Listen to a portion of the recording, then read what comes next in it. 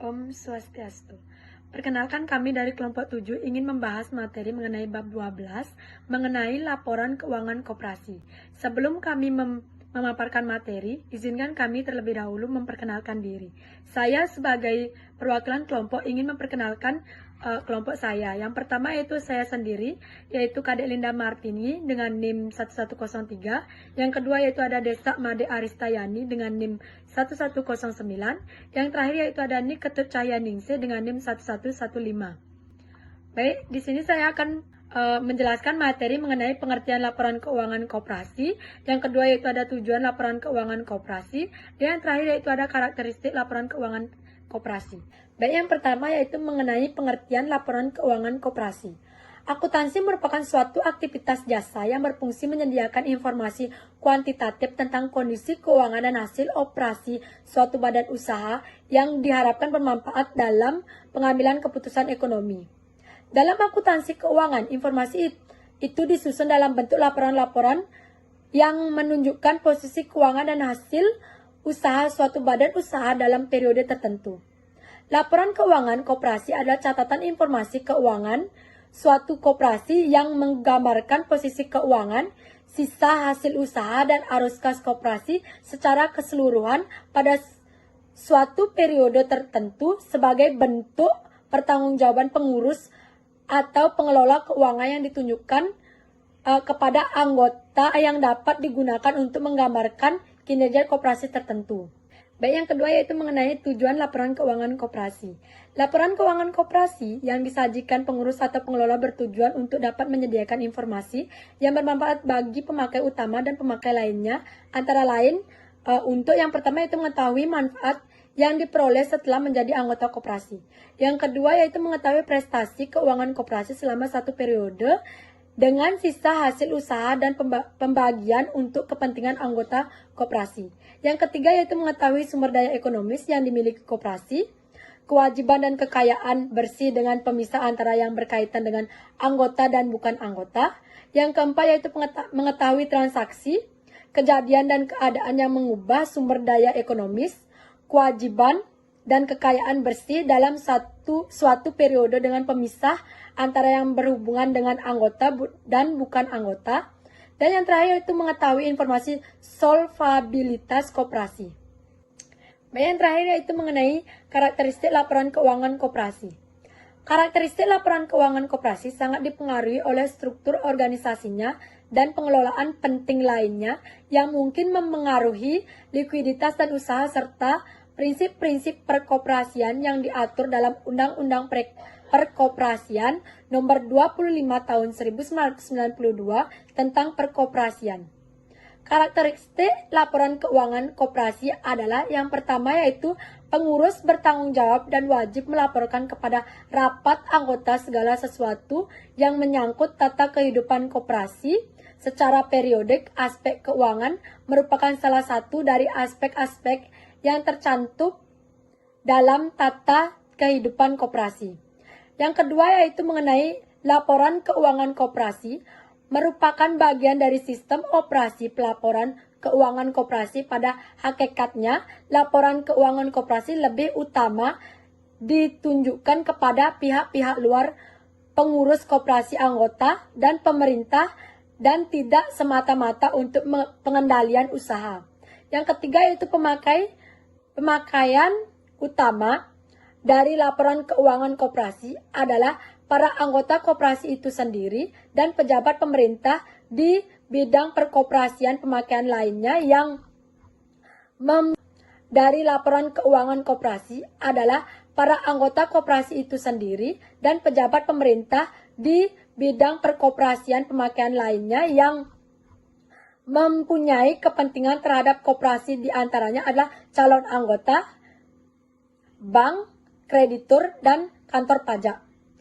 Yang keempat yaitu ada kepentingan pemakai utama laporan keuangan koperasi. Pada prinsipnya adalah melalui laporan keuangan tersebut, pemakai utama dapat melakukan kegiatan penilaian atau evaluasi seperti yang pertama yaitu menilai pertanggungjawaban pengurus, yang kedua yaitu ada menilai prestasi kerja pengurus, yang ketiga yaitu ada menilai manfaat yang diberikan koperasi kepada anggotanya, Dan yang terakhir adalah sebagai bahan pertimbangan untuk menentukan jumlah sumber daya, karya, dan jasa yang akan diberikan. Adapun karakteristik yang kelima yaitu modal dalam koperasi sesuai dengan undang-undang terdiri dan dipupuk dari simpanan-simpanan, pinjaman-pinjaman, penyisian, dan SHU-nya.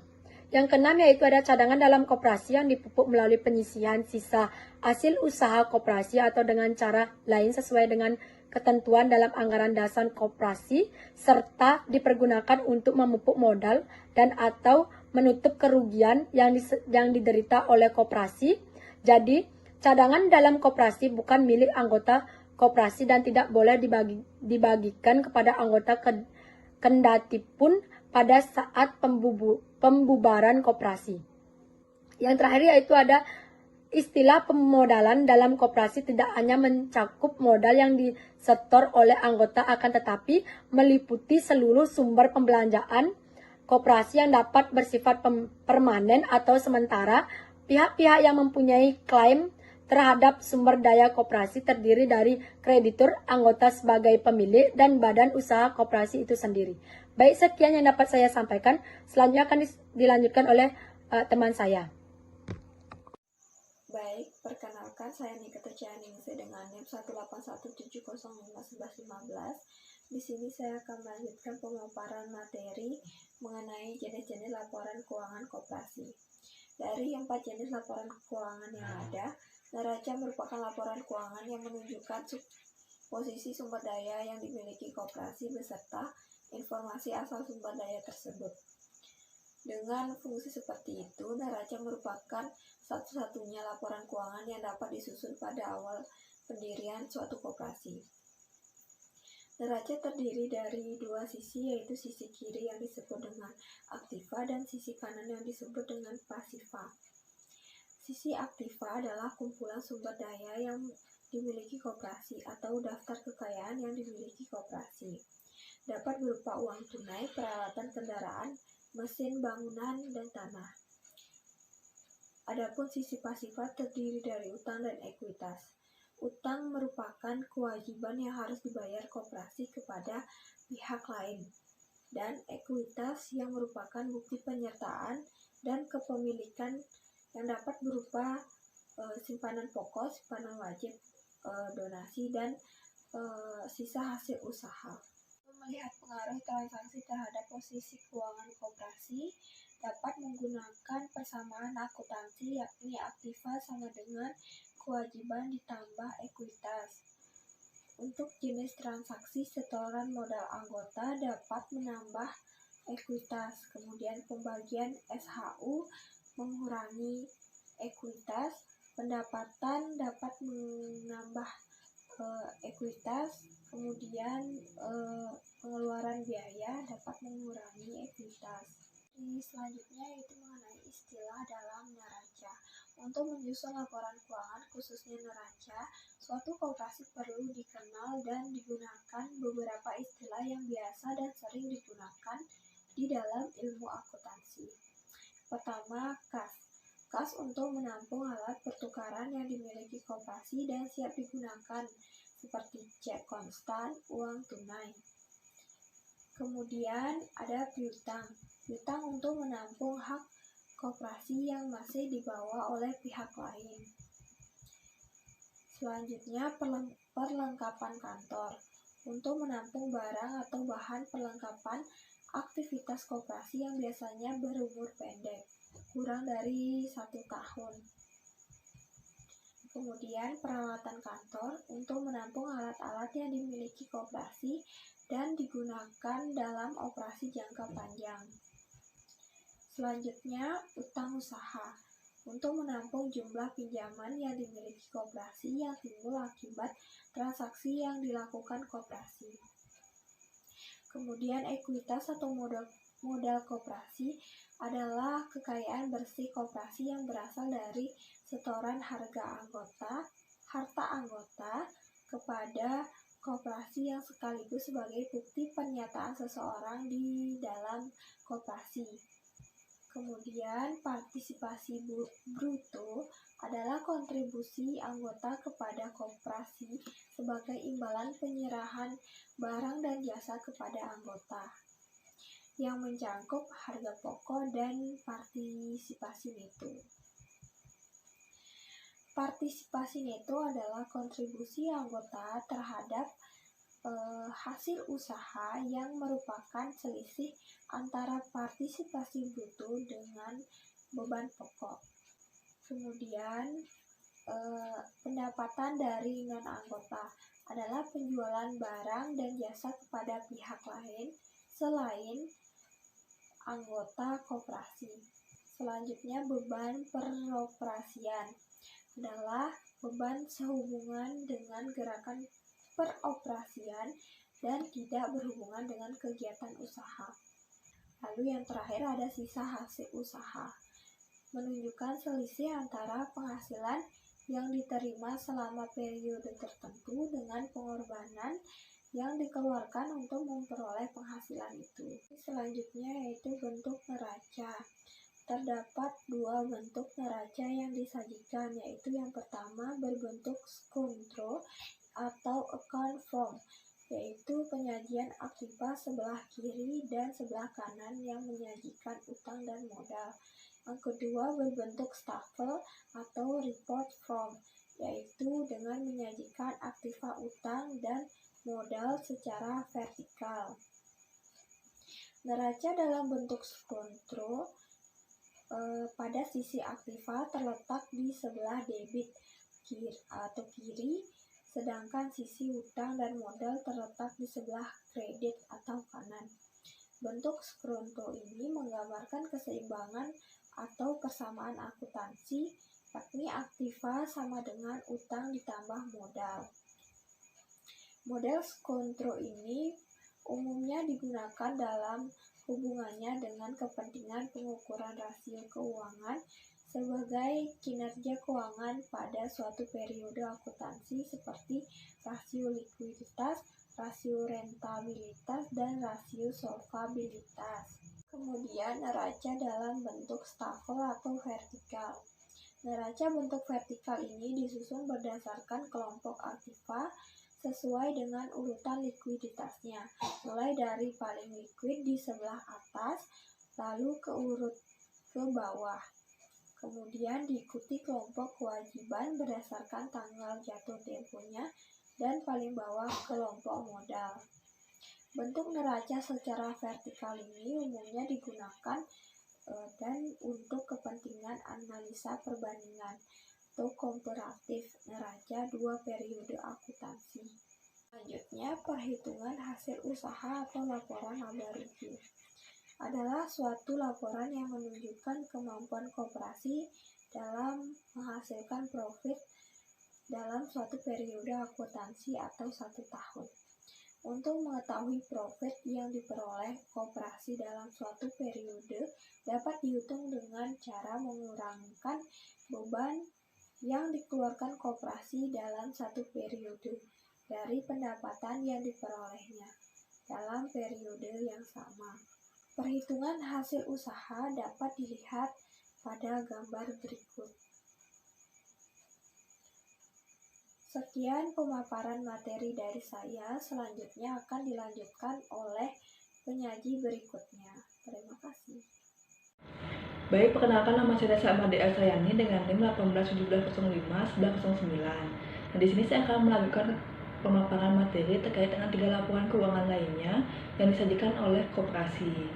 Nah, laporan lainnya yang pertama itu ialah laporan perubahan ekuitas, di mana laporan ini merupakan laporan yang menyajikan informasi terkait dengan perubahan dari sisi ekuitas koperasi dalam satu periode, di mana biasanya laporan perubahan ekuitas ini disebut dengan laporan kekayaan bersih koperasi. Nah, dalam laporan kekayaan bersih koperasi ini disajikan dengan menambahkan modal awal koperasi dengan hibah serta sisa hasil usaha yang dibagi oleh koperasi, sehingga jumlah keseluruhan itu mencerminkan kekayaan bersih yang dimiliki oleh koperasi. Nah, laporan lainnya yang kedua itu adalah laporan perubahan arus kas, di mana laporan arus kas ini menyajikan informasi terkait dengan perubahan yang terjadi dalam saldo kas koperasi akibat dari transaksi penerimaan maupun pengeluaran kas yang terjadi dalam koperasi dalam satu periode, di mana dalam laporan arus kas ini biasanya harus memuat informasi yang berkaitan dengan asal uang atau kas yang dimiliki oleh koperasi. Yang kedua itu jumlah uang kas yang dipergunakan dalam satu periode, serta yang terakhir adalah perubahan saldo kas yang terjadi dalam koperasi dalam satu periode tertentu. Nah, biasanya sumber kas koperasi ini berasal dari 3 sumber aktivitas. Yang pertama itu adalah aktivitas operasi, yang kedua adalah aktivitas investasi, dan yang terakhir adalah aktivitas keuangan. Nah, di sini saya akan memaparkan terkait dengan transaksi-transaksi yang terjadi dari setiap aktivitas. Yang pertama itu adalah aktivitas operasi. Biasanya, aktivitas operasi ini berkaitan dengan upaya koperasi dalam melakukan penjualan produk usaha koperasi. Nah, untuk penerimaan kas dari aktivitas operasi ini dapat berasal dari yang pertama itu adalah penjualan produk koperasi, baik itu penjualan jasa, simpan pinjam koperasi, maupun penjualan dari barang atau produk yang diproduksi oleh koperasi. Nah, sedangkan yang kedua itu adalah berasal dari penerimaan piutang yang terjadi karena kegiatan kredit yang dilakukan oleh koperasi terhadap anggota. Dimana ketika piutang tersebut dibayarkan, maka koperasi akan menerima sejumlah kas. Yang terakhir adalah pendapatan yang diperoleh berasal dari luar usaha utama koperasi. Nah, untuk pengeluaran kas yang terjadi dari aktivitas operasi itu sendiri dapat berupa pembelian bahan baku, pembayaran beban tenaga kerja, pembayaran biaya overhead pabrik, pembayaran beban pemasaran yang berkaitan dengan kegiatan penyaluran barang atau distribusi barang dari gudang hingga sampai ke tangan konsumen. Dan yang terakhir adalah pembayaran beban administrasi dan umum yang berkaitan dengan kegiatan operasi di kantor maupun kegiatan operasi secara umum.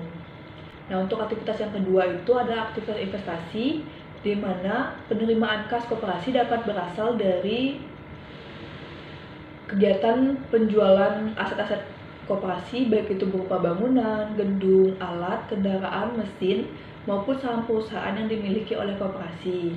Sedangkan untuk pengeluaran kas itu dapat berupa transaksi pembelian aset-aset koperasi, baik itu berupa pembelian bangunan, gedung, alat, mesin, maupun saham perusahaan.